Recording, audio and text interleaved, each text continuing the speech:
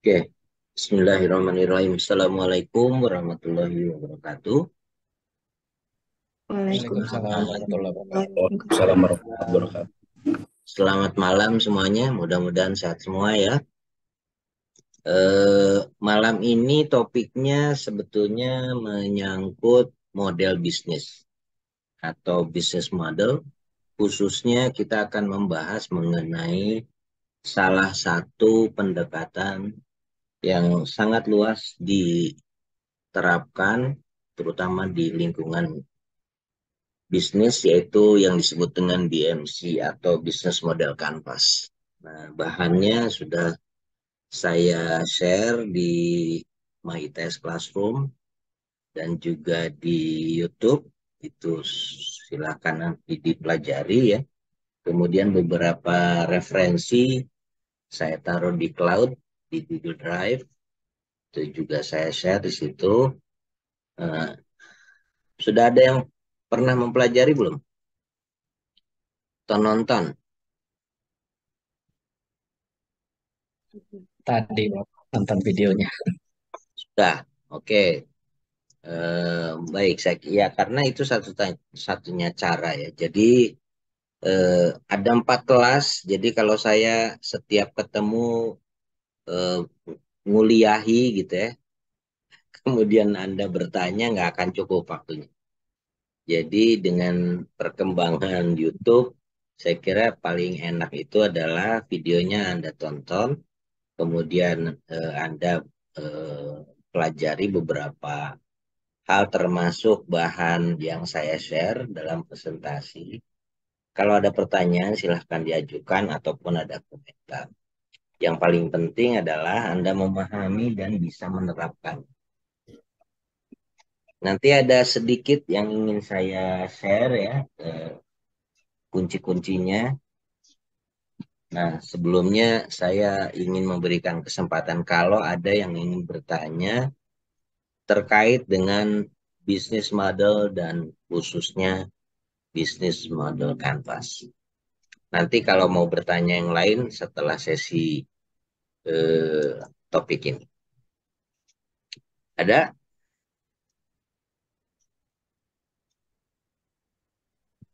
Halo,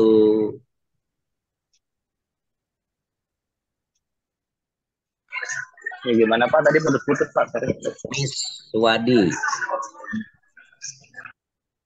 Eh, baik, terima kasih Pak Tatang atas waktunya. Ya, Eh, Mungkin ada dua pertanyaan yang ingin saya sampaikan Pak terkait PMC ini. Gitu. oke. Jadi yang pertama, saya pernah membuat PMC ini di tempat bekerja. Cuman kok sepertinya kesannya adalah ketika kemudian kita membuat PMC ini eh, hanya hanya untuk kemudian perusahaan yang sudah berjalan, artinya sudah running begitu. Tetapi ketika untuk disusun untuk membuat misal kita mau memulai sebuah usaha itu sepertinya kok agak sulit lah begitu. Apakah memang begitu atau bagaimana, Pak? Itu yang pertama. Yang kedua, eh, untuk membuat BMC ini apakah perlu didahului dengan mungkin eh, analisa-analisa yang lain, mungkin barangkali SWOT atau yang lain begitu, Pak. Itu dua pertanyaan. Terima kasih atas waktunya, Pak. Baik. Oke, pertanyaan bagus. Jadi, Miss Wadi ya. Jadi, BMC memang idealnya sih untuk melihat bisnis yang sudah berjalan ya. Tidak berarti itu tidak bisa gitu ya, karena itu bisa diterapkan untuk startup. Walaupun ada pendapat bahwa startup ini kalau menggunakan BMC terlalu sulit. Oleh karena itu, es Moria itu bahannya saya taruh di bagian lampiran, ya. Ada bahan yang lebih lengkap, sebenarnya Anda bisa cari di internet ya. Es Moria itu melakukan modifikasi dari BMC menjadi lean canvas dengan menyesuaikan untuk konteks startup company. Esensinya hampir serupa, cuman ada beberapa hal yang dia modifikasi untuk disesuaikan bagi perusahaan pemula atau perusahaan perintis. Kira-kira begitu ya.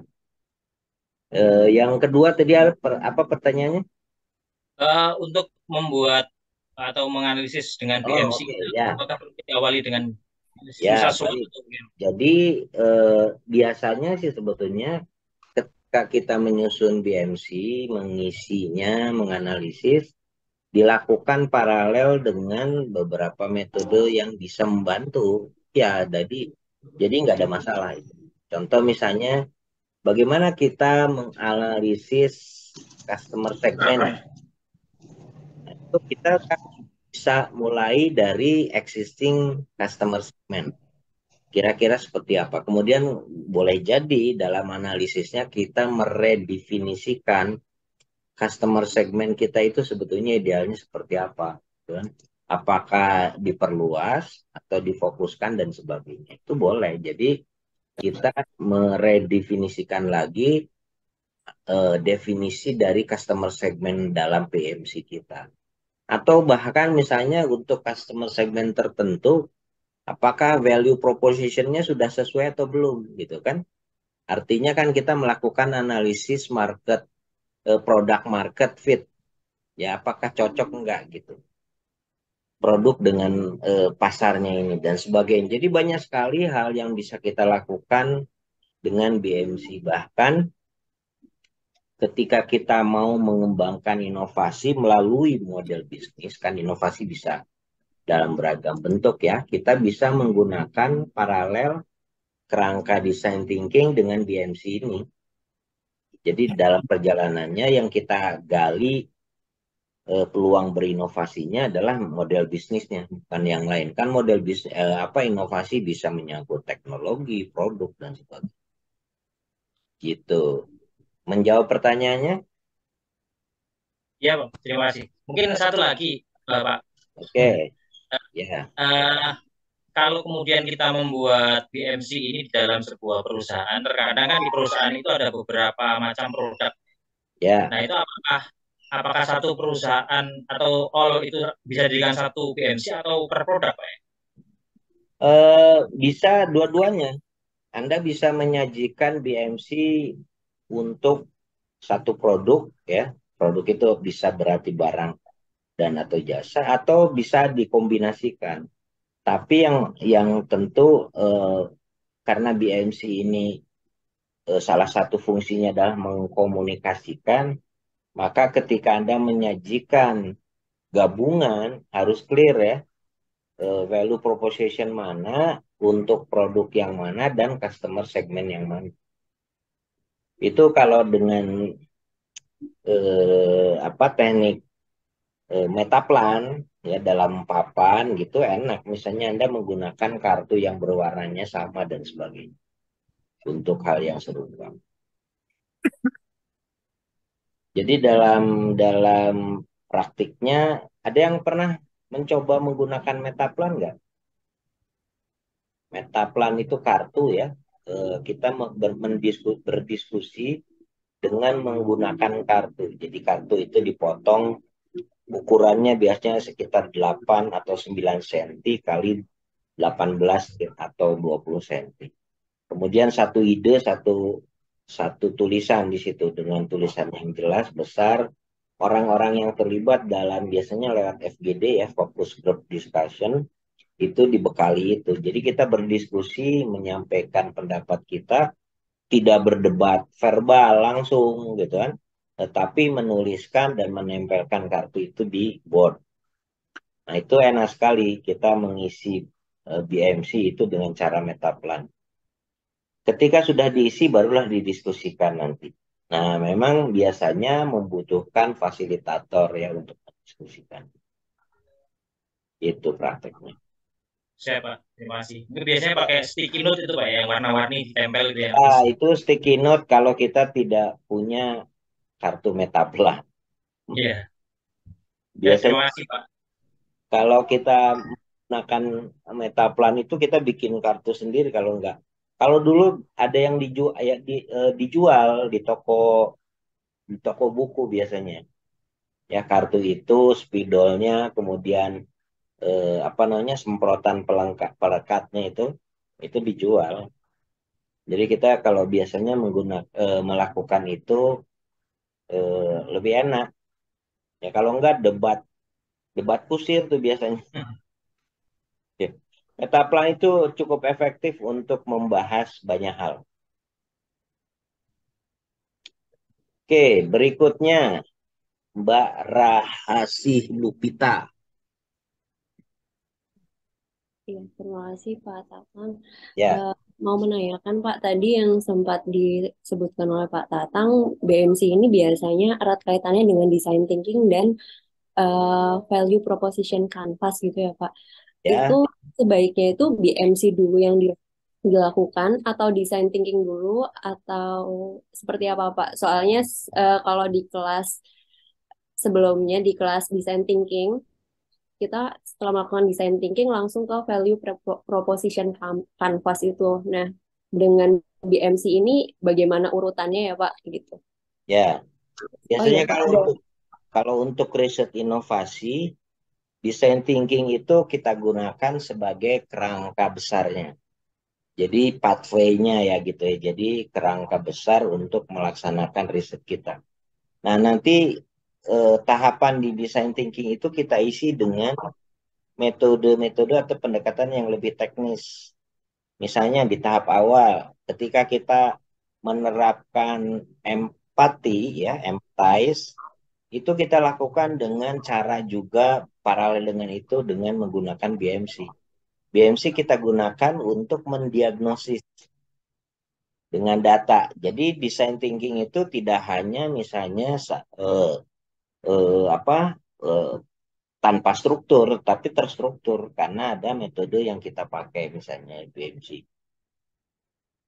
Kemudian ternyata ketika misalnya dalam analisis BMC-nya itu kita temukan, oh di sini ternyata ada masalah nih, ada peluang-peluang masalah yang harus kita carikan solusinya, yaitu tadi ya, misalnya salah satunya adalah kesesuaian antara value proposition dengan customer segmennya. Maka disitulah biasanya kita gunakan pendekatan VPC, Value Proposition Canvas, karena itu lebih tajam untuk menganalisis apa sih yang dibutuhkan oleh customer segmen tertentu, gitu ya.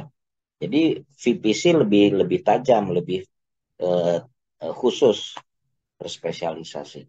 Tapi kalau misalnya ternyata yang ditemukan itu bukan itu, lebih kepada misalnya persoalannya adalah bukan produknya yang tidak sesuai, tetapi mungkin karyawannya belum bisa menerima inovasi teknologi yang diperkenalkan di perusahaan. Berarti kan penerimaan teknologi ya. Nah, mungkin metode yang lain yang harus digunakan, misalnya saja teknologi acceptance model dan seterusnya. Nah, itu seperti itu. Jadi sepanjang proses design thinking itu kita gunakan beberapa metode tertentu sesuai dengan tantangannya. Kebayang? Kebayang Pak. Berarti pertama design thinking dulu, baru dipetakan di BMC untuk lebih fokusnya lagi mungkin bisa pakai VPC tadi ya Pak. Ya, Oh, jadi tapi gini, bukan urutan design thinking dulu baru BMC, bukan. Design oh, thinking ini kayak ibaratnya jalannya ya. Nah, setiap tahapan kita isi dengan beberapa metode. Ngerti? oh, baik Pak. Ya, gitu ya. Oke, Pak, ngerti. Oke. Terima kasih Pak. Ya, sama-sama. Jadi mirip dengan misalnya kalau di proyek kelas Anda itu Anda ingin mengembangkan sesuatu, tapi prosesnya cukup panjang, maka kan bisa menggunakan design thinking. Bukan satu-satunya loh design thinking, tetapi bisa paralel. Cara lain adalah misalnya Anda menyusun roadmap atau peta rencana. Ya. Nah, ketika itu disusun, Anda melakukan analisis-analisis dan evaluasi. Baik, Pak. Terima kasih, Pak Tata. Ya, sama-sama. Mas Edi Suhendra. Baik, Prof. Terima kasih. Eh, Hmm. sebetulnya tadi ada beberapa yang ingin saya tanyakan, tapi sudah diwakili Mbak Lupita, Prof. Mbak Ya. Rasid. Cuma saya ingin tambahkan sedikit, Prof. Ketika kita membuat BMC tadi, misalkan kita ada pendekatan design thinking tadi ya. Kemudian kalau kita ingin mengetahui arah strateginya yang harus kita ambil itu di tahap apa ya, Prof? Apakah nanti di BMC itu langsung ketemu karena aspek-aspek kuncinya sudah kita deskripsikan, kita urai, atau bagaimana, Prof? Oke, kita lihat secara keseluruhan ya. Biasanya model bisnis itu merupakan penerjemahan dari strategi bisnis. Ya, jadi strategi bisnis kan yang besarnya ya. Jadi ketika sebuah perusahaan menentukan arah perjalanannya, dia menetapkan visi dan misinya. Kemudian untuk bagaimana cara melaksanakan itu, disusunlah strategi. Nah, model bisnis merupakan salah satu tools bagaimana menerjemahkan strategi bisnis agar bisa dilaksanakan. Karena kalau enggak, visi misinya itu ngawang-ngawang kan. Gimana caranya mewujudkan visi dan misi itu? Gitu. Nah, oleh karena itu, ketika Anda menggunakan BMC, ya harus dilihatnya dalam kerangka strategic thinking tadi. Berpikirnya strategis. Gitu. Jangan-jangan ini, misalnya gini ya, BMC itu dilihat dari potret besarnya juga. Jangan-jangan memang ini tidak mencerminkan strategi bisnis perusahaan, value proposition-nya gitu. Nah, itu harus direview kan.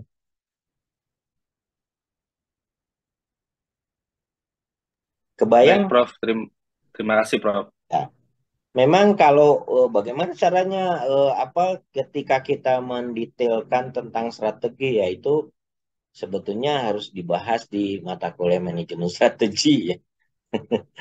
Saya semester lalu kebetulan mengajar manajemen strategi, jadi kita eh, meng, namanya membahas agak lebih dalam di level itu. Kalau di model bisnis kan lebih operasional ya, di tengahnya kira-kira gitu. Baik, Prof. Terima kasih. Oke, baik. Inyoman Adi Pradana. Baik, Prof. Terima kasih. Ya. Mungkin sedikit, Prof, pertanyaan terkait BMC. Mhm. Jadi kan kalau untuk BMC ini, Prof, kita kan memetakan customer segment, kemudian membuat value proposition ya untuk produk yang ada di perusahaan kita untuk mematchingkan dengan customer segment yang ada ya. Nah, ini pertanyaan saya sedetail apa ya, Prof? Kita perlu membuat BMC ini memetakan customer segment, kemudian key partner, key resources ini kan cukup memakan waktu juga ya, Prof. Apakah kita perlu membuat time limit atau cost limit di awal? Karena kan kadang misalnya produk pelumas gitu ya, Prof. Kita sudah memetakan motornya tipe 2 tak, 4 tak, kemudian kita masih tahapan untuk pembuatan bisnis model, tahunya sudah ada perubahan, ada motor listrik gitu ya. Nah, apakah kita perlu membuat limitasi di awal ya, time limit atau cost limit, atau mungkin untuk produk-produk tertentu ya kita langsung, tadi yang Prof bilang langsung lengkap dari bisnis model Canvas ya, langsung ke design thinking atau lempar produk dulu baru nanti diperbaiki secara bertahap ya, metode Scrum itu ya, Prof. Enggak, sebentar gini. Mohon arahannya, Prof. Jangan dicampur adukan cara berpikirnya, ya. Satu persatu. Saya koreksi dulu tadi. Bukan berarti dari bisnis model Canvas ke design thinking. Saya ulangi. Biasanya, sekali lagi ya, kata-katanya ini biasanya. Ini saya kayak terpengaruh orang politik nih, supaya nggak salah menggunakan diksinya. Biasanya, artinya biasanya itu apa? Seringkali gitu, tapi tidak selalu. Biasanya untuk kegiatan riset, kita menggunakan design thinking sebagai kerangka besar kegiatan riset. Kemudian untuk mengisi itu bisa menggunakan beberapa metode.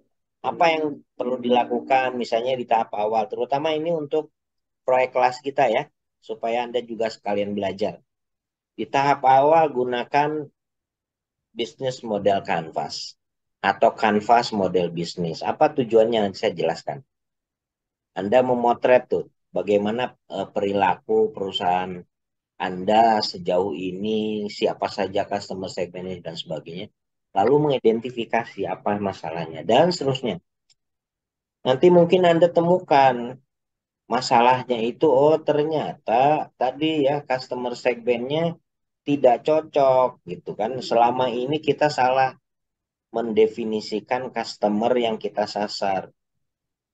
Bisa jadi, bisa saja ya. Ya, itu sebabnya saya minta Anda melakukan analisis. Kemudian nanti misalnya, oh ternyata yang menjadi masalah itu adalah kesesuaian antara value proposition dengan customer segment. Nah, kemudian oh kalau begitu salah satu cara sekali lagi adalah menggunakan VPC, Value Proposition Canvas, untuk menguji apakah ada kesesuaian antara value proposition dengan customer segment. Atau mungkin Anda ingin mengujinya dengan metode yang lain. Apa misalnya kalau itu menyangkut produk layanan atau service, kita bisa menggunakan pendekatan soft call misalnya, ya, untuk mengetahui persepsi customer. Atau misalnya menggunakan metode yang lain dan sebagainya. Macam-macam metodenya, gitu ya. Menjawab pertanyaannya enggak, Baik, Nyoman? Prof. Makasih, Prof. Ya, jadi kira-kira begitu. Oke, berikutnya Muharyadi. Baik, Prof, terima kasih, Prof. Nah, saya tertarik dengan pernyataannya Gary Hamel, Prof, bahwa untuk saat ini dan ke depan tuh persaingan bukan kepada produk maupun perusahaan, tapi kepada persaingan bisnis model gitu, Prof. Nah, sementara untuk di bisnis model Canvas itu perusahaan kita bisa jadi adalah key partnernya di perusahaan lain, bisnis model Canvas di perusahaan lain maupun key customer gitu. Nah, kaitannya dengan persaingan bisnis lah ya Prof ya. Itu apakah lazim Prof? Jadi maksudnya kita bisa berpindah-pindah role gitu Prof. Ya tujuannya mungkin untuk bisa memenangkan persaingan itu Prof. Berikan Gitu, Prof. saya contoh berpindah-pindah role-nya. Contohnya apa misalnya? Contohnya kebetulan saya di oil and gas ya Prof. Oke. Ke depannya kan mungkin akan jadi listrik ya Prof. Nah, perusahaan listriknya saat ini kan mungkin eh, dengan adanya perkembangan teknologi listrik itu mungkin kalau menurut saya dia hanya melokalisir eh, tingkat penggunaan fosil fuel juga seperti itu. Nah, karena mungkin penugasan dari pemerintahnya itu untuk kendaraan listrik itu ke perusahaan listrik, sehingga untuk perusahaan minyak bisa jadi tidak langsung ke end customer lagi, tapi customernya adalah si perusahaan listrik tersebut mungkin ke pembangkitnya. Jadi segala supply fuelnya itu hanya ke pembangkitnya. Seperti itu, Prof. Oh, kalau seperti itu sangat mungkin. Apalagi kalau kita bicara tentang state-owned companies ya. Jadi BUMN. Kan BUMN sekarang sedang dalam proses ditata ulang. Gitu ya. Ada yang misalnya dinilai, wah ini bisnisnya sama gitu kan. Market yang direbut juga sama. Sesama perusahaan apa namanya plat merah kira-kira gitu. Lah kok berantem sendiri. Lalu kemudian dimulai ditata gitu. Lewat holding dan sebagainya. Itu bisa jadi terjadi. Mungkin malah ke depan sebaiknya memang demikian, terutama untuk state-owned companies ya. Karena gini juga, salah satu perannya dari perusahaan milik negara kan harusnya pada bidang-bidang strategis saja, dan dia tidak mematikan perusahaan-perusahaan swasta kan, ya nggak? Kan harusnya justru menumbuh kembangkan perusahaan-perusahaan swasta, termasuk koperasi-koperasi misalnya. Karena kalau enggak, Ya BUMN-nya besar sih, gitu. Tapi perusahaan-perusahaan swasta yang harusnya berkembang jadi mati gitu. Nah ini tugas negara memang gitu ya. Jadi tentu ke depan kita akan melihat mudah-mudahan ke arah yang lebih baik seperti itu. Tapi jangankan di perusahaan negara, di perusahaan swasta saja perubahan role seperti itu bisa terjadi. Ya, jadi ketika misalnya dalam satu supply chain dia merasa sudah tidak bisa bersaing lagi, maka dia berubah peran kan, bisa terjadi. Nah, itu levelnya biasanya di level strategis. Tidak cukup dengan hanya BMC. Gitu. Baik, Prof. Ketanggap Terima ya? kasih, Prof. Ya. Siap, Prof. Oke, berikutnya Vini Sartika. Terima kasih, Prof. Saya mau tanya seputar untuk pengisian di Key Partners itu. Nah, jadi ada satu kasus itu brand fashion, di mana misalnya untuk untuk summer season misalnya tahun depan, maka bulan ini tahun ini udah mulai produksi. Namun mereka itu sistemnya melakukan seperti perbandingan ke berbagai garment gitu, Prof. Misalnya siapa yang sanggup dalam 3 bulan bisa berapa ratus ribu pieces ini selesai seperti itu, Prof. Berarti kan itu ada pergantian pergantian yang memproduksi gitu, Prof. Setiap setiap seasonnya seperti itu. Ya, Nah itu kalau di Key Partners apakah semua yang mengajukan penawaran itu dicantumkan atau bagaimana ya, Prof? Karena itu selalu berganti-ganti gitu, Prof. Terima oh, kasih. tidak apa-apa. Sepanjang mereka betul-betul partner kunci Anda. Jadi partner kunci Anda ada 10, taruh saja 10. Kalau mau membedakan, oh ini sifatnya seasonal gitu, bermusim, ya Anda bisa mengelompokkan. Misalnya warna merah itu musim apa, warna biru musim apa. Kan bisa. Nah, Baik, terus terima kasih, Prof. ya, terus teknis ini agak teknis ya. Kalau Anda merasa bahwa peta peta kanvas itu terlalu kecil, Anda bisa membuat beberapa. Ngerti ya? Jadi misalnya kok segmen customer segmen saya itu ada 100, padahal itu sudah saya kelompokkan. Boleh nggak misalnya ya 10 kelompok di satu halaman, 10 lagi di halaman yang lain, boleh sih. Kan nanti kanvas itu, kanvas model bisnis, biasanya kan disertai dengan narasi kan, penjelasan verbalnya. Nah itu nggak apa-apa. Jadi jangan jangan merasa, waduh ini kalau saya masukkan semua nggak akan cukup ya terus saja gitu kan. Itu namanya juga kanvas ya. Jadi Anda cantumkan hal-hal penting saja. Nanti ketika, ini contoh ya, misalnya ketika Anda menyajikan laporan proyek kelas, kan ada dokumen narasinya. Bukan hanya gambar kanvas model bisnis saja, tapi penjelasannya. Baik, Prof. Kan Terima ya? kasih banyak. Oke, baik. Berikutnya, mukjizat alam. Siap, terima kasih Prof atas kesempatannya. Ya. Terkait sama bisnis model kanvas ini, saya lihat beberapa kasus Prof. Contoh kayak Dok Perkapalan Surabaya DPS yang sekarang secara kapabilitas dan kapasitas dia dari yang kapalnya kapal besar menjadi kapal kecil. Kemudian juga dari PT Inti yang dulu dia masuk ke dalam salah satu dari industri pertahanan, bahkan sekarang sudah hampir mau kolaps. Nah, saya melihat bahwa bisnis model kanvas itu kan terbagi menjadi 3 fungsi ya, Prof.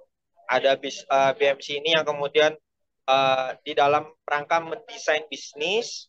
Yang kedua, dia mendesain bisnis pada bisnis yang sedang berjalan, atau dia memperbaiki bisnis gitu, Prof. Nah, ketika kita sedang mendesain BMC di awal, ketika kita melaksanakan proses bisnis, apakah ada indikator ketika kita warning dalam tanda kutip ini BMC-nya harus kemudian kita perlebar, atau kemudian kita harus perbaiki di jalan, sehingga tidak ada kemudian kejadian karena dari segmentasi kita terpaku pada BMC di awal, sehingga kemudian kita tidak bisa menangkap keadaan pasar yang ada sehingga kita kolaps. Mungkin itu Prof pertanyaannya. Oke, saya akan tanya balik. Apakah dokumen rencana strategis boleh dirubah?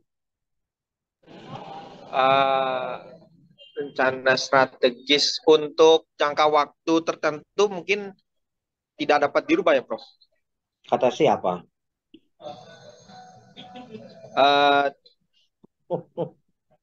Emang ada larangan?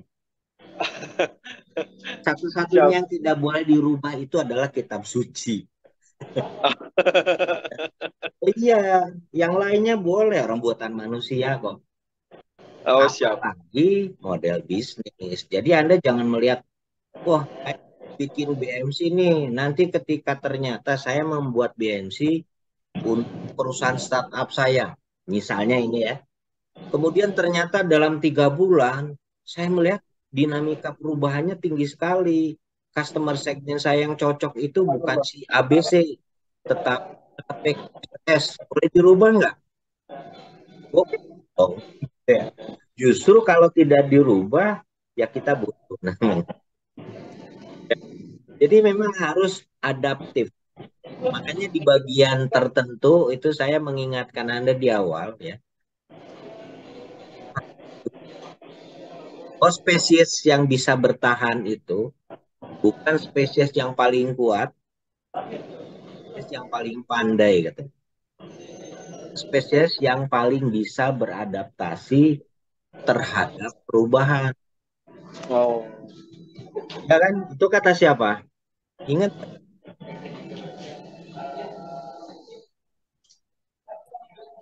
Itu kata yang Darwin. Darwin. Oh iya. Ya kita menyaksikan sih gitu ya. Jadi tapi jangan dilihat dalam tahunan, tentu saja kan jutaan tahun gitu kan. Ya enggak. Tapi intinya adalah apa yang dia ungkapkan itu terjadi pada perusahaan. Jangan dikira Anda melihat misalnya perusahaan besar, perusahaan kuat, perusahaan canggih itu dijamin akan bertahan selamanya. Enggak. Kalau dia tidak bisa beradaptasi terhadap perubahan, tunggu waktu saja. Enggak. Tahun 34-an itu salah satu ekonom keturunan Austria, ekonom Amerika sih ini. Schumpeter itu menyampaikan bahwa ekonomi itu berubah karena penghancuran kreatif, ya, creative. Jadi akan berkembang terus sebenarnya esensinya gitu. Inovasi-inovasi. Nah, sayangnya mereka atau entitas ekonomi itu tidak bisa beradaptasi, ya mereka yang terkena destruksi itu. Itu sering dikenal dengan inovasi yang disruptif. Ya, beberapa perusahaan-perusahaan elektronik dulu yang kita kenal sebagai perusahaan yang luar biasa besar, ternyata terjungkal juga. Ya, jadi seperti itu. Nah, jadi artinya apa ya? Memang perusahaan harus belajar punya kemampuan untuk bisa beradaptasi terhadap dinamika perubahan. Gitu. Makasih Prof. Di perencanaan. Ada. Oke. Kira-kira begitu. Ketangkap ya, Mas Alam. Siap. Ya Prof. Makasih Prof. Ya, sama-sama. Oke, berikutnya Hanum Eva Hayati. Baik, Prof. Ya. Terima kasih atas kesempatannya. Saya ingin bertanya, jadi kan kalau misalnya di design thinking itu ada beberapa tools atau website yang bisa digunakan, yang bisa membantu kita untuk membuat masing-masing gitu. Nah, untuk di bisnis model Canva itu sendiri, apa ada website yang bagus untuk bisa membangun bisnis model Canva ini ya, Prof. Ya, salah Kemudian satunya, di bisnis model Canva itu, eh, ya, baik, ada Prof. Jadi pertanyaan lagi? di bisnis model Canva ini kan ada 9 segmen ya, Prof. Ya, Lalu untuk solusi dan masalahnya sendiri itu tepatnya kita letakkan di bagian mana ya dari 9 itu? oke, jawab dari yang belakangan dulu ya. Ya di bagian lain saja. Gitu. Jadi, jadi gini ya. Jadi jangan anggap BMC itu menjawab semuanya. Kita nggak menuangkan segalanya dalam bisnis model Canvas. Canvas model bisnis ini hanya untuk menampung gagasan-gagasan yang terkait dengan model bisnis. Gitu. Nah, nanti Anda kan punya dokumen narasi. Ya, ketika Anda mengidentifikasi, oh masalahnya apa, apakah Anda menggunakan metode yang lain atau penajaman dan seterusnya, itu kan nggak ditaruh di dalam BMC kan. Ya nggak? Jadi misalnya ternyata, waduh ternyata di customer segment itu ditemukan indikasi customer tidak puas. Kemudian Anda ingin melakukan riset. Jadi Anda melakukan riset dengan metode soft call ataupun air call dan sebagainya. Kan tidak Anda taruh di BMC, ya, bagian lain. Jadi jangan dicampurkan semuanya. BMC hanya untuk merepresentasikan secara mudah model bisnis sebuah organisasi atau perusahaan. Gitu. Kemudian pertanyaan pertama tadi, apa lagi? Apakah ada website? Website. Nah, umumnya salah satu, bukan umumnya, salah satunya adalah strategizer.com. Strategizer.com ya, jai-nya pakai Y. Itu salah satunya, tapi yang lain juga bisa. Nggak mesti itu. Karena ini sudah menjadi umum, maka Anda bisa mengakses template BMC di mana-mana itu. Tapi kalau Anda ingin tahu sumber aslinya, itu ada di Google Drive-nya ya, buku populernya yang berjudul apa namanya Model Generation. Itu kan tulisannya Alexander Osterwalder dan Pinur, itu saya taruh di Google Drive. Itu bisa. Nah, kalau Anda mau mempelajari lebih akademis lagi, baca disertasinya. Ada.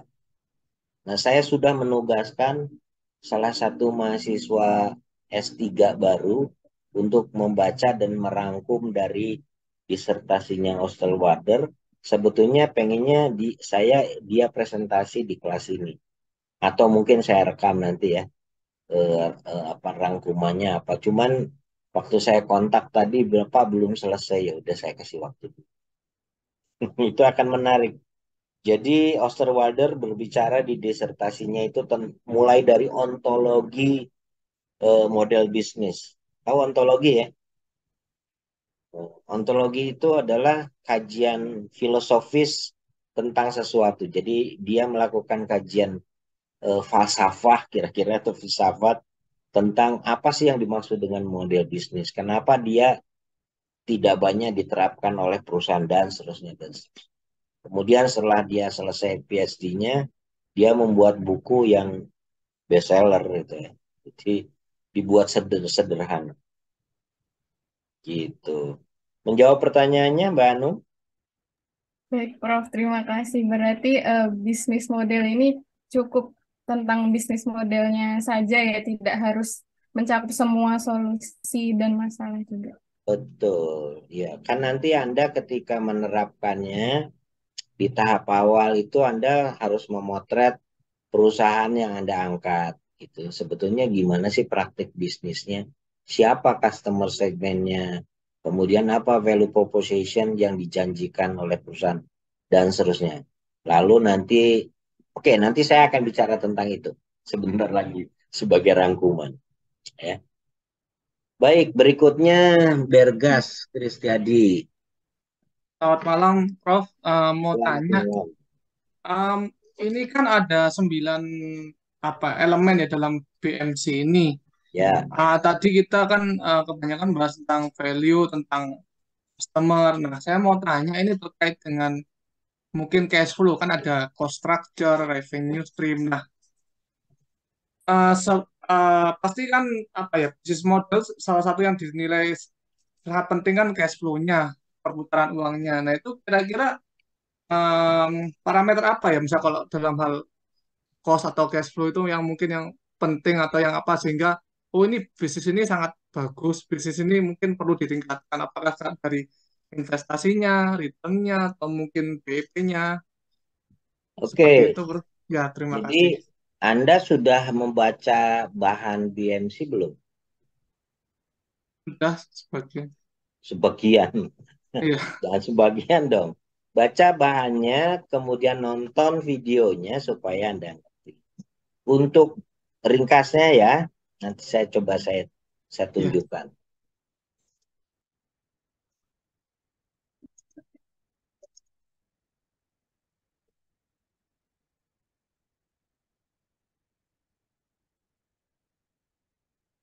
Oke, BMC pada dasarnya seperti ini. Ya, ada 9 komponen atau building blocks dari bisnis model Canvas. Pertanyaan saya kira-kira yang berkaitan dengan finansial di mana ya? Yang eksplisit. Cost structure sama revenue Cost stream. structure sama revenue stream. Nah, itu tadi siapa yang bertanya tadi? Bergas ya? Saya, Pak. Nah, Ya, itu. Teman-teman Anda sudah menjawabnya. ya. Oke, terus maksud saya ini, Prof. Maksudnya terkait Jadi dengan gini ya, oke, Anda bertanya misalnya bagaimana kan saya penting nih, saya ingin mendalami manajemen keuangan, ya semuanya jangan ditaruh di sini dong. Nanti pertanyaan Anda oke.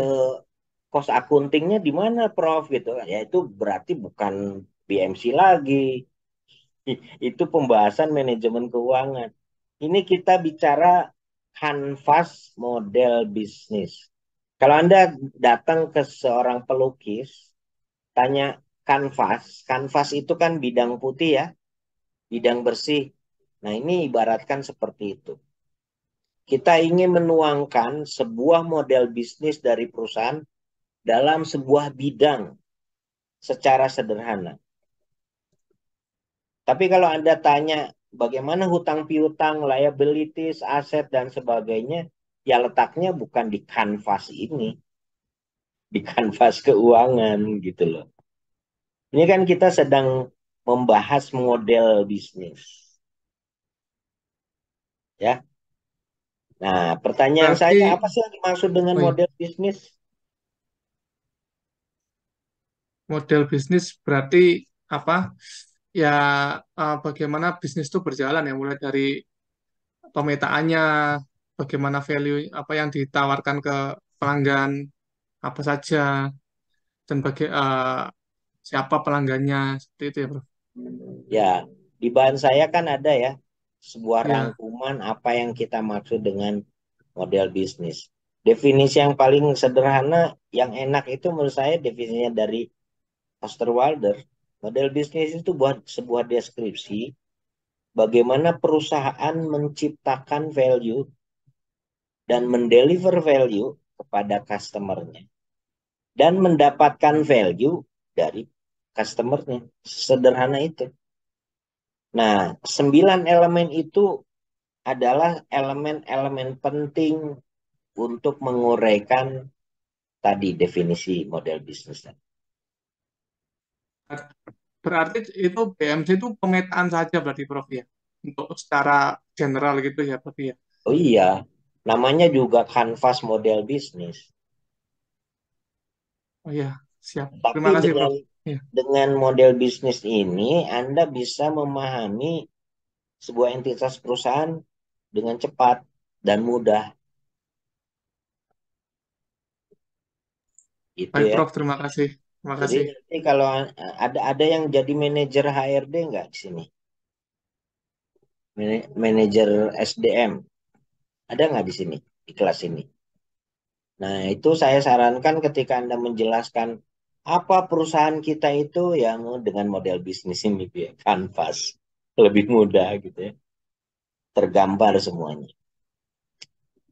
Oke, berikutnya Kokoh Adicaraka. Terima kasih Prof. Assalamualaikum warahmatullahi wabarakatuh. Waalaikumsalam warahmatullahi wabarakatuh. Prof mau bertanya terkait BMC ini tadi kan bisa juga kita menganalisis, memotret bisnis dari sub organisasi. Misalnya pada saat ini sub yang mau kita potret adalah tentang di sisi pemeliharaannya saja dari suatu perusahaan. Nah, berarti semua 9 elemen itu ya berarti skopnya lingkupnya hanya di skop pemeliharaan saja ya Prof ya. Nggak Oh iya, sampai boleh. lebih. Mungkin nanti dia akan lebih kecil atau lebih kurus gitu nggak masalah berarti Prof ya. Nggak masalah, tetapi gini ya, terapkan model bisnis untuk memahami entitas bisnis tersebut. Jadi kalau misalnya Anda terapkan ya, Pak ternyata di sini tidak ada customernya, itu berarti salah kita. Pak ternyata tidak ada resources dalam fungsi tersebut. Oh kalau begitu menurut saya terlalu kecil Anda mengangkat topiknya. Kemungkinan ada Prof, tapi apa namanya nantinya dari BMC yang sub ini akan memberikan sebuah dampak ke yang induk. Nah, itu apakah kedua-duanya perlu dipotret, Prof? Atau cukup Tuh, satu?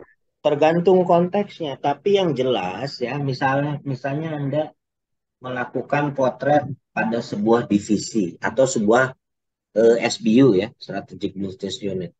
Pasti ke-9 elemen itu ada. Ya, iya. Ya. Bahwa elemen itu ada di internal tidak ada masalah. Karena kan di dalam sebuah entitas bisnis pasti kan saling kolaborasi, saling membantu dan sebagainya. Jadi kalau misalnya Anda petakan, oh ternyata kita nggak ada partnernya tuh, wah itu salah berarti. Nggak ada divisi yang bisa kerja sendiri. Kalau ada yang kerja sendiri, rasanya aneh menurut saya. Oke. Berarti maksudnya setelah kita potret divisi, mungkin akan ada dampak terhadap yang induk. Berarti yang induknya juga nggak perlu dipotret ya, Prof? Cukup yang Nggak perlu. Gitu. Tapi kalau Anda memotretnya dari yang besar ke kecil itu malah lebih bagus. Supaya bisa melihat di mana unit tersebut berada. kalau besar ke kecil berarti 2 BMC, Prof? Atau cukup satu yang nanti di Tuh nggak apa-apa. Memang ada larangan kalau Anda menggunakan BMC untuk perusahaan enterprise-nya, kemudian untuk SBU atau divisinya kan nggak ada. Nggak ada masalah. Yang paling penting adalah Anda belajar bagaimana menggunakan tools ini dengan tepat itu. siap. Kopi, Prof. Oke, baik. Terima kasih, Prof. Assalamualaikum. Ya, sama-sama. Berikutnya Mbak Rini. Selamat malam, Prof. Izin bertanya, Prof. Malam. Ya. Berarti bisa disimpulkan kalau misalkan si BMC ini jauh lebih ringkas daripada bisnis plan itu sendiri ya, Prof ya. Oh Kan ya, betul. ya di BMC itu kan ada 9 segmen ya, Prof. Ya. Kalau misalkan salah satu dari segmen itu tidak terpenuhi, misalkan atas produk yang akan kita buat kayak gitu, Prof. Itu bisa dibilang si BMC-nya ini bisa dikatakan oke atau bisa terus tetap jalan eh, atau atau atau jadi nggak usah karena tidak memenuhi si 9 segmen ini, Prof. Terus yang kedua Coba itu ulangi lagi pertanyaannya. kan kalau di BMC kan ada 9 segmen itu ya, Prof ya. Ya. Kalau itu Bukan bisa 9 segmen, 9 elemen. Oh ya 9 elemen. Ya. Itu bisa dijadiin kayak standarnya nggak sih, Prof? Jadi kalau misalnya kita punya produk, kalau misalkan tidak bisa memenuhi salah satu dari si 9 elemen itu, bisa dikatakan, oh ini berarti nggak bisa launching nih si produk karena tidak bisa memenuhi 9 segmen itu, 9 elemen itu. Atau bisa aja jalan, nggak harus lengkap semua 9-9-nya itu, Prof. Cara berpikirnya agak dirubah. Ya. Jadi misalnya gini, Anda ingin men-launching sebuah produk baru misalnya ya. Kan Anda punya potret tuh. Oh, ternyata produk ini nggak cocok untuk customer segmen yang ada. Customer segmen Anda ada 4 misalnya. Ternyata produk ini nggak cocok untuk 4 segmen ini. Apa yang Anda lakukan? Berarti bisa dengan kayak kalau ganti segmen nanti jatuhnya ganti produk ya, Prof ya? Oh enggak. Oh, enggak. Kan Gimana? Anda bisa mengeksplor bagaimana kalau perusahaan ini mengembangkan segmen baru. Kan bisa, boleh nggak? Boleh dong. Justru dengan mengetahui kanvas tadi, Anda bisa tahu, oh ternyata customer customer segmen perusahaan kita yang sekarang belum menyasar segmen yang itu. Ayo kita sasar. Kan Jadi, bisa gitu ya. Jadi itu jadi tergantung cara berpikir Anda. Mirip dengan kalau cerita ini kayak storytelling di mata kuliah marketing. Dan ini sangat kuno ya, tapi masih relevan. Jadi katanya ada 2 orang yang diberi tugas oleh bosnya untuk melakukan survei ke sebuah negara antah berantah. Kemudian surveyor pertama itu cerita dikirim nih. Si A ini dikirim, dia bilang melihat kok orang-orang di negara antah berantah ini ternyata sebagian besar cuma pakai sendal jepit gitu ya. Wah, ini kayaknya nggak ada prospek untuk sepatu perusahaan ini gitu kan. Kenapa ya? Karena sebagian besar kan pakai sendal jepit, nggak terbiasa pakai sepatu. Dia lapor, bos, kita jangan memasarkan sepatu kita kepada negara antah berantah. Kenapa? Karena tadi sebagian besar, bahkan 90 sekian persen, saya lihat itu penduduknya tidak bersepatu. Mereka hanya pakai sendal jepit. Bahkan rajanya saja pakai sendal jepit. Kira-kira gitu ya. Oh gitu ya. Oh, kemudian si bos ini mengirim surveyor yang lainnya gitu kan. Ke negara yang sama gitu. Kemudian dia tercengang. Ternyata 90 sekian persen masyarakat di sini tidak bersepatu, mereka hanya bersendal jepit. Kemudian dengan bergairah dia lapor ke bosnya, bos, luar biasa bos, loh kenapa gitu? Masyarakat di negara antah berantah ini 90 sekian persen belum bersepatu. Mereka baru menggunakan sendal jepit. Jadi kita punya peluang yang luar biasa untuk memasarkannya. Jadi dengan data yang sama, fakta yang sama, orang bisa menafsirkan dengan cara yang berbeda ya. Ya enggak? Nah, sama dengan cara seperti itu. Anda mempunyai data yang sama tentang customer segment, tapi apa yang Anda sampaikan itu kan bisa berbeda caranya. Anda mau melihat seperti apa?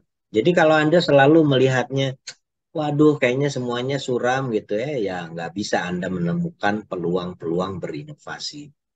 Gitu ya. Justru kita harus mempertajam pencermatan kita untuk bisa menemukan masalah-masalah itu adalah peluang untuk berinovasi. Karena inovasi tidak akan lahir kalau nggak ada masalah, ya nggak? Iya. Harus melihatnya seperti itu. Nah, tools BMC ini harus dipakai untuk melihat itu. Temukanlah masalah, karena masalah itu akan menjadi titik peluang Anda mengembangkan inovasi. Jadi coba cari lewat proyek kelas Anda ini gitu. Wah, ini luar biasa banyak masalah. Jangan takut, justru itu merupakan peluang gitu ya. Jadi jangan khawatir, waduh ternyata nanti malu dong perusahaan saya banyak masalahnya. Lo kan berarti itu merupakan peluang bagi Anda untuk melakukan perbaikan. Kan bagus ya. Gitu. Terus Dua pertanyaan. kalau Oke. untuk kekurangan dari BMC sendiri itu seperti apa ya, Prof? Ada nggak ya, Prof? Oh ada. Jadi nanti saya sampaikan ya. Paling tidak ada 3 tuh. Satu ya, jadi biasanya kekurangan BMC itu kalau kita kurang memahami, kita letterlek saja gitu. Jadi apa yang kita lihat itu ya itu yang kita terjemahkan, itu yang bahaya. Yang kedua juga menggunakannya kurang pas ya. Makanya saya berharap Anda berlatih menggunakan itu untuk exercise. Sehingga nanti kita bisa berdiskusi gitu ya. Jadi jangan takut, oh ternyata analisis BMC saya kurang pas, nggak apa-apa, itu karena proses pembelajaran. Saya tidak pernah menilai dari hal itunya. Anda boleh bersalah kok. Yang nggak boleh itu Anda bohong. Gitu ya. Anda boleh salah, karena ini tempatnya Anda berbuat salah, belajar. Gitu ya. Jadi jangan khawatir tentang itu. Nah, nanti yang lainnya saya akan sampaikan di bahan tadi. Baik, terima kasih, Prof. Ya, sama-sama.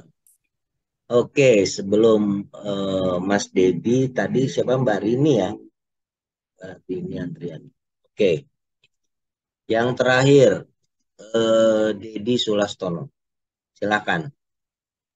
Prof, cuman mau mastiin aja biar sama persepsi. Tadi kan dibilang terkait BMC itu di proyek kelas berarti langkah awal kita ya Prof ya, biar supaya ini sama satu pemahaman sama rekan-rekan yang lain Prof. Ya, Terkait dengan metode BMC kita tampilin ya Prof ya di awal ya. betul. Ya, jadi Siap Prof. supaya Anda belajar memahami dulu case yang Anda pelajari itu tadi. Karena kalau enggak nanti kita selalu berasumsi. Ini kata bos saya gini gini gini, apa dasarnya gitu ya. Jadi Anda sambil mempelajari juga, karena kan di kelas ini beragam ya. Ada teman-teman yang mungkin baru bekerja, ada nggak yang baru 2 tahun atau 3 tahun bekerja? Nah, itu ada ya yang ngacung, tapi ada juga yang mungkin 12 tahun. Jadi supaya kita belajar bareng ya. Eh, Nanti mudah-mudahan itu lebih bermanfaat. Jadi nanti siapa Winda itu bergabungnya jangan yang sama pegawai baru lagi, karena nggak bisa belajar banyak. Ya, jadi bergabung dengan teman kelas tapi yang sudah relatif senior supaya banyak pengalamannya. Gitu ya. Jadi seraplah ilmu dan pengalaman dari teman sekelompok Anda. Oke, baik, saya tidak akan mengulang persis di bahan saya menyangkut business model and business model Canvas ya, karena bahannya sudah saya share, videonya sudah ada, ya Anda wajib membaca, Anda wajib menonton ya. Kemudian kalau sudah seperti itu Anda ada yang masih ingin bertanya, bertanyalah. Tadi saya lihat ada beberapa teman saya lupa, kayaknya sih dari kelas ini sebagian dari kelas lain bertanya tentang model bisnis ini juga. Sebagian sudah saya jawab, sebagian mungkin belum. Jadi nanti tolong saya diingatkan. Oke, itu ya. Baik, saya akan kembali ke bahan yang tadi sedikit.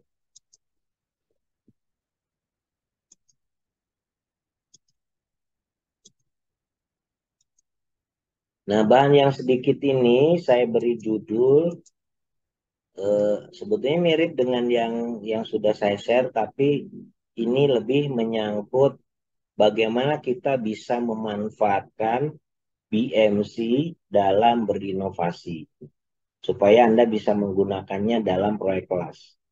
Oke, ya. Bahannya hanya sedikit. Oke, jadi saya akan mulai dari apa yang dilakukan oleh si Alexander Osterwalder ini. Ya, jadi dia melakukan asesmen termasuk ontologi model bisnis. Jadi sekali lagi ontologi itu menyangkut kajian filosofis tentang sesuatu. Nah, dalam hal ini tentang model bisnis. Jadi menurut Osterwalder, ontologi model bisnis itu merupakan dari risetnya dia ya, merupakan kerangka kerja atau framework yang menggambarkan aspek-aspek fundamental dari sebuah bisnis secara terstruktur dan terorganisasi. Jadi secara keilmuan, itulah yang dimaksud dengan model bisnis. Apapun model bisnisnya. Bukan hanya BMC ya, ini menurut asesmen dia. Ini saya ringkas. Nah, kemudian Osterwalder ini mengembangkan bahasa visual. Kenapa disebut bahasa visual? Karena yang dia sampaikan sebetulnya esensinya dalam bentuk satu halaman ya. Satu halaman yang menunjukkan 9 komponen tadi. Jadi itu yang saya maksud dengan bahasa visual atau visual language gitu ya. Nah, itu untuk mendeskripsikan dan menganalisis model bisnis yang dia sebut sebagai business model canvas atau canvas model bisnis. Jangan ditukar-tukar ya. Saya selalu mengingatkan teman-teman kalau menggunakan bahasa Inggris, gunakan bahasa Inggris yang benar. Dan kalau menggunakan bahasa Indonesia boleh, tapi juga gunakan bahasa Indonesia yang benar. Jadi seringkali tuh dia ingin menyampaikan model bisnis gitu atau bisnis model, tapi dibalik-balik. Jadi bisnis model tapi ditulisnya adalah dengan bahasa Indonesia, salah. Mana ada bisnis model gitu ya. Model bisnis ada loh dalam Indonesia. Nah, kanvas model bisnis ini merupakan alat yang membantu para pelaku bisnis terutama ya, baik itu entrepreneur maupun manajer untuk memetakan dan menganalisis komponen-komponen utama model bisnis secara terstruktur gitu ya. Jadi ada 9 elemen itu sebenarnya kita petakan secara terstruktur dan komprehensif, artinya menyeluruh. Jadi kan di kuliah awal sudah kita sampaikan ya, ketika kita melihat manajemen teknologi inovasi ini, cara berpikir kita memang ya kita harus belajar system thinking, strategic thinking, supaya bisa melihat secara menyeluruh. Gitu ya. Nah, bagaimana cara memanfaatkan kanvas model bisnis ini? Tentu memanfaatkan dalam konteks untuk berinovasi ya, menggali peluang-peluang inovasi. Satu, memahami praktik model bisnis yang ada. Jadi ketika Anda mengangkat sebuah perusahaan, pahami itu dengan cara menerapkan BMC ini. Jadi bagaimana sih perusahaan ini berjalan, siapa customer segmennya, apa value proposition. Jadi Anda terus sambil melakukan identifikasi, sambil melakukan analisis secara kritis, gitu ya. Jadi selalu bertanya, gitu. Anda kembangkan cara berpikir yang kritis, ya. Loh, kenapa kok customer segmennya begini dan seterusnya? Supaya Anda bereksersis, mempertajam cara berpikir Anda dalam menganalisis model bisnis. Jadi, nah yang kedua tentu saja menganalisis tadi ya. Bagaimana cara menganalisis itu? Kan ada 9 elemen. Masing-masing elemen Anda lihat secara kritis. Ada customer segment, ada value proposition, ada channel, ada customer relationship, dan seterusnya. Dan juga melihat keterkaitannya. Ngerti ya? Yang saya maksud 9 elemen Anda kritisi dan juga linkages. Keterkaitannya, apa pengaruhnya dan sebagainya. Termasuk kesesuaian. Nah itu makanya ketika Anda lihat secara kritis, oh ternyata value proposition-nya nggak sesuai nih gitu kan. Harusnya disesuaikan gini. Nah itu menjadi bahan kajian. Ya. Di nomor 3 itulah kita bisa mengidentifikasi peluang inovasi. Bagaimana caranya ya? Temukan masalah. Seringkali kita muncul dengan tadi ya, oh ini masalah itu, artinya Anda punya titik peluang untuk melakukan inovasi. Karena inovasi sekali lagi tidak berkembang tanpa ada masalah gitu ya. Pastilah karena untuk mengatasi masalah. Nah, yang keempat boleh jadi ya, ketika Anda memetakan itu, kayaknya sih ini masalahnya di model bisnisnya juga gitu ya. Boleh jadi bukan hanya di produk, di teknologi, tetapi di bisnis model bisnisnya. Apakah itu bisa dilakukan? Ya bisa dilakukan, tentu saja. Jadi dengan mengembangkan model bisnis yang baru atau memperbaiki yang dari yang lama. Kemudian biasanya langkah berikutnya adalah kita mengujinya. Apakah benar? Tadi ada pertanyaan dari Mbak siapa ya tadi ya, yang misalnya ternyata mungkin saja customer segmennya nggak cocok, kita mengembangkan yang baru, kan harus diuji ya, gitu ya. Nah itu diuji gitu ya. Kemudian tentu kalau dalam kasus nyatanya mengimplementasikan dan memperbaiki berikutnya, selalu demikian ya iterasinya gitu. Nah untuk proyek kelas kita tentu boleh sampai 6, tetapi itu bukan keharusan. Gitu ya untuk proyek kelas kita. Oke, apa sih kelebihan BMC kok demikian bersemangatnya Pak Tatang menganjurkan? Sebetulnya bukan karena apa-apa, tapi dari beberapa model bisnis yang berkembang, BMC ini punya kelebihan memang. Gitu ya, harus kita akui. Satu, kemudahan. Jadi relatif lebih mudah Anda menggunakan kanvas model bisnis ini. Yang kedua yang transparan ya, dengan satu halaman itu Anda bisa melihat bagaimana operasi sebuah perusahaan dalam satu halaman. Itu hanya dari BMC gitu ya. Yang kedua bisa membantu fokus. Jadi Pak kalau banyak produk bagaimana? Kan bisa menggunakan beberapa kanvas gitu ya. Jadi tetap kita punya fokus. Kemudian BMC ini salah satu kelebihannya juga fleksibel gitu. Jadi Anda bisa menerapkannya untuk bidang manufaktur, bisa juga untuk jasa. Loh, kalau organisasi pemerintah bisa nggak bisa? Ya, secara umum pasti bisa. Ya. Jadi itu salah satu kelebihannya fleksibilitas. Kemudian yang keempat juga ini penting ya, dia bisa berguna dalam memfasilitasi pengembangan dan perumusan peluang untuk berinovasi.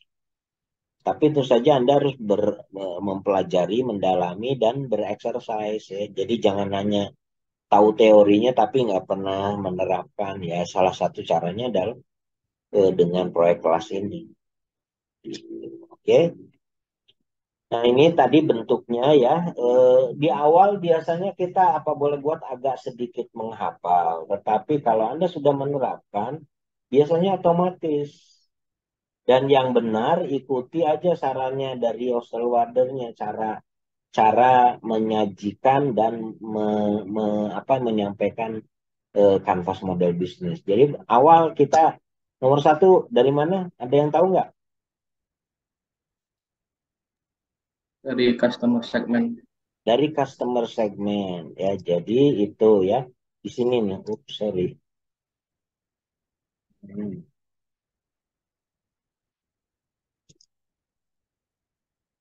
Kok nggak kelihatan? Oke di sini. Customer segment ini nomor satu nih ya. Jadi Pak kenapa dari situ ya, kan semua entitas organisasi ada karena untuk melayani kan, baik itu pemerintah maupun swasta. Kalau misalnya Anda mendirikan perusahaan tapi tidak jelas siapa yang memanfaatkannya kan ada agak absurd gitu ya. Jadi pastilah harus jelas customer segment. Yang kedua mana?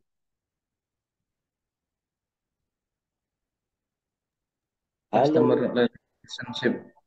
Oh, salah. Yang kedua adalah value proposition. Gitu ya. Ini ya. Nah, jadi kalau kita sudah tahu customer segmentnya, terus saja perusahaan mendefinisikan apa nilai yang akan kita sampaikan kepada customer yang akan kita layani. Itu ya. Jadi, nah terus bagaimana cara yang berikutnya? Channel. Channel, gitu ya. Jadi yang berikutnya adalah channel, karena itulah cara perusahaan. Di sini. Sorry.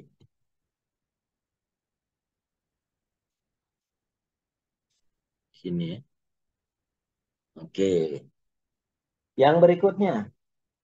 Customer relationship. Customer relationship ini adalah cara kita mengelola atau memaintain bahkan meningkatkan customer. Ya, jadi 1, 2, 3, 4. Urutannya selalu seperti itu. Ya. Eh, Meskipun demikian, ada beberapa teman ya yang mulainya yang paling mudah dari kiri ya, yang nggak terlalu salah sih, tetapi sebenarnya nggak tepat. Kenapa? Karena BMC ini dirancang secara sistematis terstruktur. Ada logikanya di balik itu. Jadi kita ikuti saja supaya cara berpikir kita juga sistematis ya terorganisasikan. Oke, yang kelima apa? Yang kelima, Revenue revenue stream. stream. Revenue stream. Sorry, ini lari-lari. Revenue stream. Jadi implikasi dari semua itu ada implikasi keuangannya gitu ya. Barulah kita mendapatkan tadi accruing value dari customer. Karena tidak ada satupun perusahaan yang bekerjanya gratisan ya. Ini yang disebut dengan reward kan. Reward itu tidak selalu dalam uang ya, tetapi bisa juga bentuk-bentuk lain. Selalu seperti itu. Kemudian yang berikutnya apa? Key resource. Resource. Key resources ya di sini ya. Yang keenam itu, key resources. Karena tidak ada satu perusahaan yang tidak membutuhkan sumber daya, pasti dong. Semuanya yang kita lakukan membutuhkan sumber daya. Nggak bisa terjadi begitu saja karena tentu untuk bisa visible perlu resources. Berikutnya apa? Key activities. Key activities. Di sini ya, karena nilai itu ketika mau disampaikan kan perlu aktivitas kan. Tidak serta-merta jadi kan. Harus ada effort. Harus ada sesuatu yang kita lakukan. Yang berikutnya barulah Partners. di partner. Jadi semua organisasi itu membutuhkan mitra. Ya, jadi jangan dikira mitra itu bisa apa pemasok, bisa juga distribution channel ya. Ya nggak, bisa juga yang tidak langsung berhubungan dengan value chain. Misalnya lembaga keuangan. Kan jarang ya perusahaan berbisnis terus uangnya disimpan sendiri di bawah bantal kan. Itu misalnya dia bekerja sama dengan lembaga bank atau non bank dan sebagainya. Dan yang terakhir implikasi itu selalu ada kepada cuan, cost structure. Nah, untung atau tidaknya kan tergantung pada perimbangan ini ya. Ya enggak, perimbangan antara nomor 5 dan nomor 9 gitu. Kalau nomor 9-nya lebih besar secara kuantitas dibanding nomor 5, ya perusahaan itu merugi. Bangkrut. Meskipun organisasi itu tidak selalu cari untung ya, not for profit. Tapi meskipun NGO, not for profit organization, itu tidak boleh ini 9 lebih besar dibanding dengan 5 kan. Kalau enggak disubsidi terus tuh. Ya. Jadi harus dicari cara agar minimum balance. Bagaimana caranya? Ya itulah berbicara tentang model bisnis ya. Misalnya kendaraan apa namanya alat moda transportasi itu selama ini menggunakan abonemen ya berlangganan atau mungkin dengan membeli langsung atau tiket terusan dan sebagainya. Itulah yang harus dicari terus supaya model bisnis ini berkembang dengan baik. Gitu kan? Ya enggak? Jadi bagaimana caranya nomor 5 itu kita isi, itu yang kita eksplor. Biasanya itu menyangkut dengan inovasi dalam bidang keuangan. Gitu ya, bisa berbagai cara. Atau cross subsidi. Kita ngasih agak mungkin bukan free ya, bukan gratis, tapi harga yang relatif murah atau biaya tersubsidi, harga tersubsidi, tetapi ada customer segment yang lain atau pihak lain yang menutupinya. Jadi boleh jadi penumpang sebuah kereta api itu dikombinasi ya kereta api untuk mereka yang relatif kurang mampu, ya dikasih misalnya harga tiket yang relatif murah. Tapi untuk menutupi itu, kita membuat apa namanya gerbong-gerbong eksekutif premium atau super kelas gitu, atau kelas nomor 1 atau nomor 0 kira-kira dengan harga yang tinggi dan sebagainya. Itu untuk menutupi itu. Dan itu banyak dilakukan ya. Termasuk misalnya untuk bisnis eh, olahraga kan, ya nggak? Kemarin menyaksikan nggak Piala Dunia? Ya, ada di beberapa partai final itu ada tiket yang harganya berapa ratus juta gitu ya. Dan itu dibeli oleh seorang sultan beneran. Sultan beneran. Nah, itu contoh-contoh ya, tapi kan tidak semua tiket dijual dengan harga seperti itu. Itu pola-pola dalam model bisnis. Jadi banyak sekali kita bisa explore dengan melihat model bisnis. Gitu ya. Anda bisa melihat misalnya mempelajari beberapa channel di televisi ya, apakah itu kabel ataupun yang lain kayak Spotify dan sebagainya. Itu kan model bisnisnya menarik-menarik. Ya kan, Netflix dan sebagainya. Dulu yang menguasai itu kan hanya Cinemax sama HBO gitu kan. Wah, sekarang pesaingnya sudah banyak dengan model bisnis yang beragam. Oke, kira-kira begitu. Jadi inilah esensi dari apa namanya topik tentang model bisnis. Dan ini tentu Anda perlu tahu supaya bisa melihat konteks organisasi dari perspektif manajemen teknologi dan inovasi. Kira-kira begitu ya.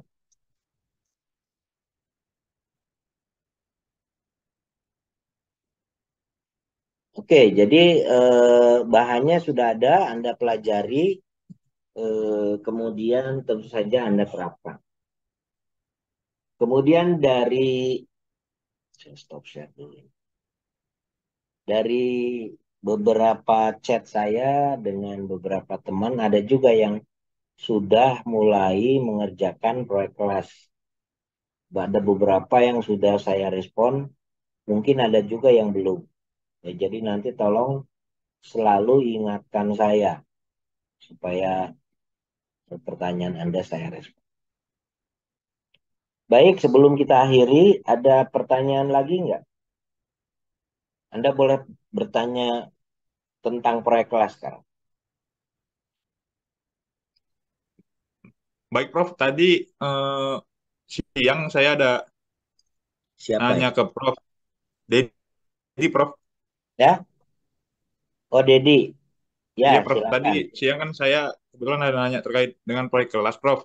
Nah, Ya. itu kan udah dikirim, udah ntar kata Prof, didiskusikan di Zoom. Namun ada update-annya ya. Itu seperti apa ya, Prof? Hah? Oh, yang tadi belum terjawab. Ya, Eh, yang tadi Prof chat, ntar didiskusikan di Zoom gitu loh, Prof. ya. Sekarang ditanyakan ulang karena saya udah lupa apa yang Anda tanyakan. Bisa Oh, diulang? Anda mau share lagi nggak? Boleh. tadi udah di-share sih, Prof, yang update-annya. Kalau udah oke ya nggak apa-apa sih, Prof. Saya kira udah cukup gitu sih, Prof. Eh, Anda update-nya sudah dikirim ke saya. Udah, Sudah Prof. saya daftarin belum? Udah, tadi Prof udah oke kan, Prof? Berarti udah aman ya, Prof? Nanti saya takut salah menjawab. Tadi private chat ya? Iya, Prof. Oke. Ingat jam berapa? Jam 11, pukul 11 lewat 19 WIB. 11. Oke, nih. Dedi abstrak kelas. Oke, gini. Anda bekerja di bagian akuntansi. Iya, Prof. Oke. Perencanaan sistem informasi tagihan. PT Pupuk Iskandar Muda menggunakan design thinking. Oke, bisa ceritakan nggak bagaimana nanti Anda menggunakan design thinking? Atau hanya menggunakan design thinking? Ya, seperti yang diinfokan tadi, Prof, kan juga baru apa saya apa namanya konfirmasi lagi ya biar supaya satu suara dia terkait dengan BMC tadi yang mungkin di dalamnya ntar nih nambah nambah ini, Prof, nambah apa namanya metode BMC-nya sih, Prof. Loh, Gitu, Prof. kalau BMC-nya sudah pasti harus. Jadi maksud saya gini, kalau Anda menggunakan design thinking sebagai kerangka besarnya, maka di ujung depan sudah pasti harus menggunakan BMC. Tapi kan ketika melakukan perencanaan sistem informasi, tidak cukup itu. Pertanyaan saya mau menggunakan apa Anda ketika merancang perencanaan tadi? Ada nggak Yang metode? ya setelah design thinking tadi mungkin saya yang kami lihat itu bisa ke VPC ataupun the QFD sih, Prof. Untuk metodenya untuk memastikan apakah ini bisa apa namanya approve apa tidaknya sih, Prof, terkait dengan metode design thinkingnya. Kalau kalau ingin detail memang bisa ya menggunakan QFD ya. Jadi nanti tahapannya seperti apa saja yang harus dikembangkan. Jadi maksud saya gini, kalau Anda berbicara perencanaan sistem informasi kan harus detail ya. Apa saja yang akan dikembangkan, tentang apa saja dan sebagainya. Jadi jangan terus nanti, kan dulu saya sudah diskusi dengan Pak Tatang. Saya akan menggunakan design thinking selesai, itu nggak bisa. Jadi nanti bahwa sekarang belum boleh nggak apa-apa gitu kan, tetapi nanti harus clear metodenya apa ketika Anda merencanakan sistem informasi. Anda Siap, Prof. grupnya dengan orang IT atau sistem informasi nggak?